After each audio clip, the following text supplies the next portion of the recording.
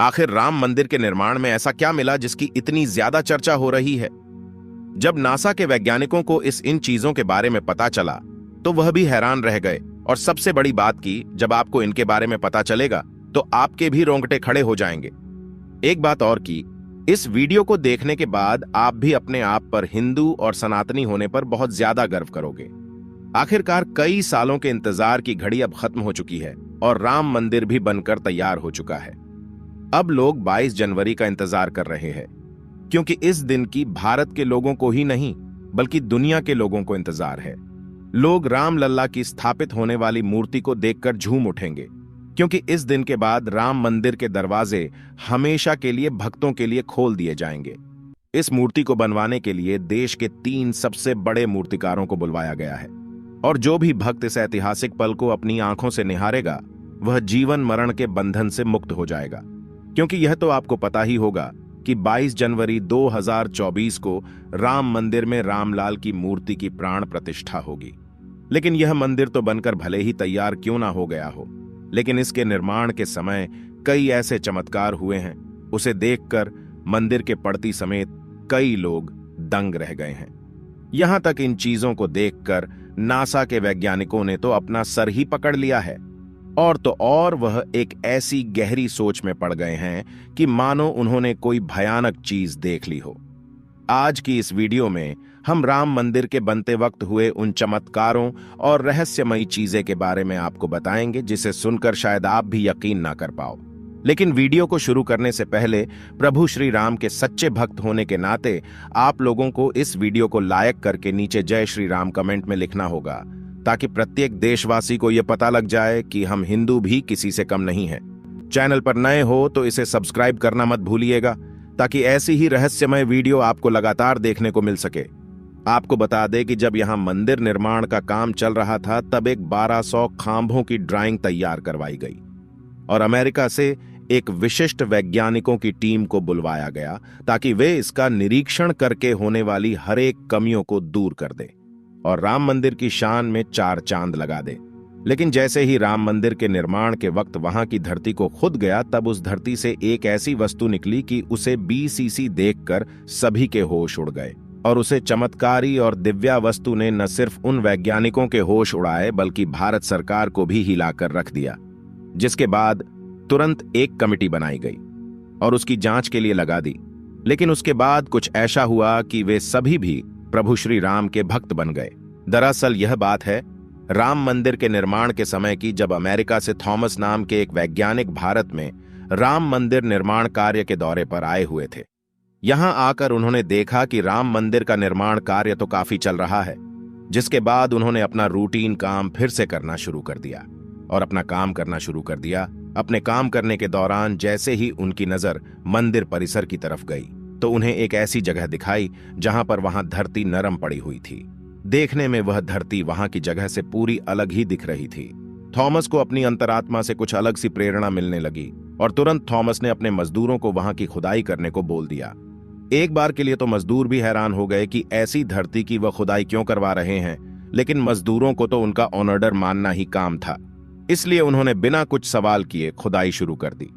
जैसे ही वहां पर खुदाई शुरू हुई, कुछ ही देर बाद उस धरती से पानी का प्रवाह शुरू हो गया।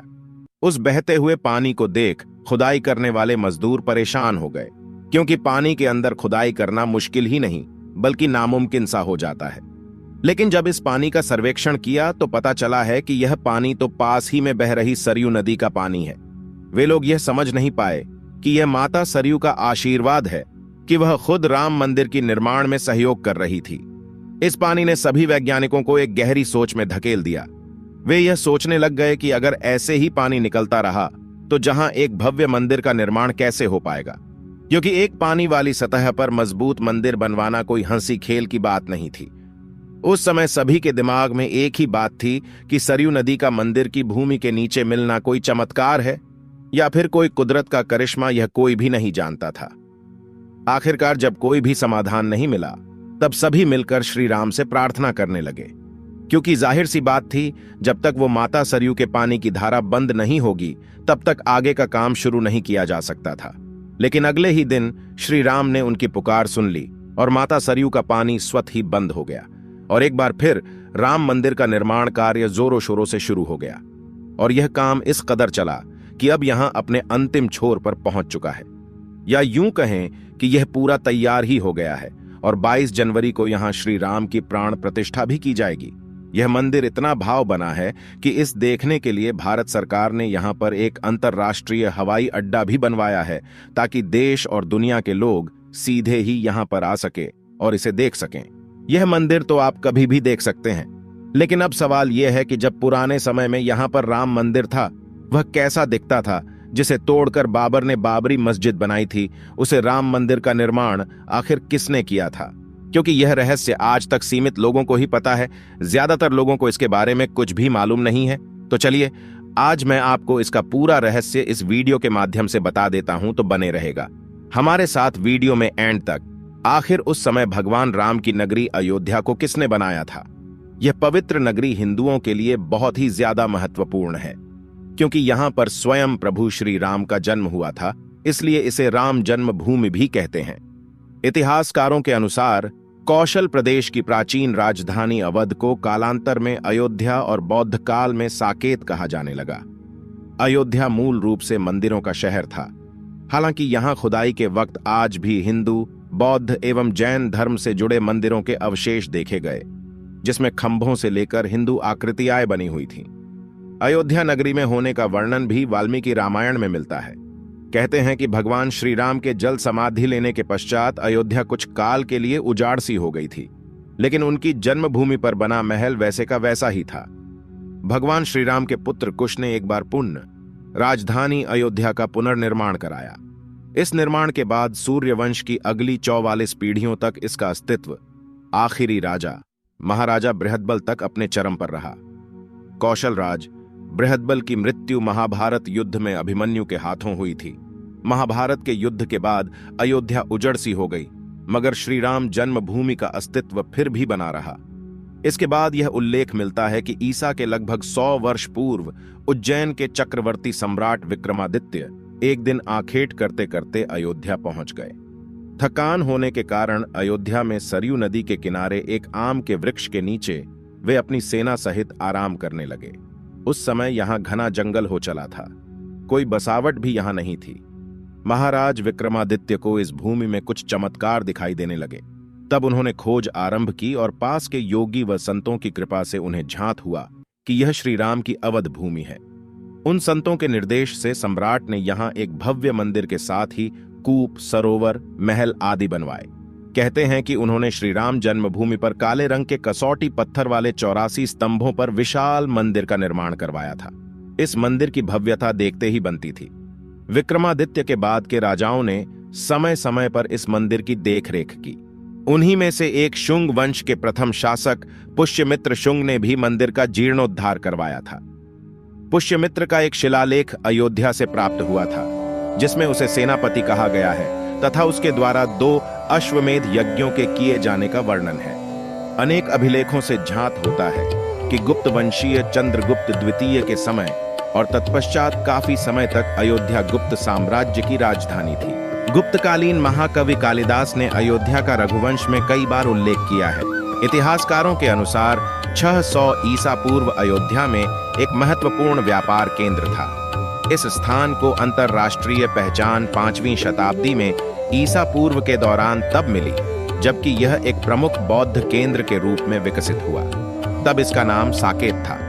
कहते हैं कि चीनी भिक्षु फाहियान ने यहाँ देखा कि कई बौद्ध मठों का रिकॉर्ड रखा गया है। यहाँ पर 7वीं शताब्दी में चीनी यात्री हेनत्सांग आया था।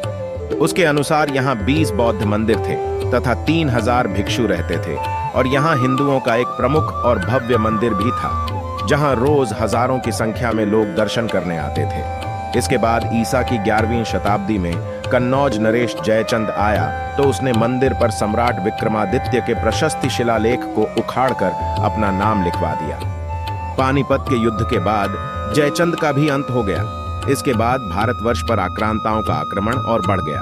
आक्रमणकारियों ने काशी, मथुरा के साथ ही अयोध्या में भी लूटपाट की और पुजारियों की हत्या कर मूर्तियां तोड़ने का क्रम जारी रखा। लेकिन 14वीं सदी तक वे अयोध्या में राम मंदिर को तोड़ने में सफल नहीं हो पाए। विभिन्न आक्रमणों के बाद भी सभी झंझावातों को झेलते हुए श्री राम की जन्मभूमि पर बना भव्य मंदिर 14वीं शताब्दी तक बचा रहा। कहते हैं कि सिकंदर लोदी के शासनकाल के दौरान यहाँ मंदिर मौजूद था। 14वीं शताब्दी में हिंदुस्तान पर मुगलों का अधिकार हो गया और उसके बाद ही राम जन्मभूमि एवं अयोध्या को नष्ट करने के लिए कई अभियान चलाए गए। अंततः 1527 से 28 में इस भव्य मंदिर को तोड़ दिया गया और उसकी जगह बाबरी ढांचा खड़ा किया गया।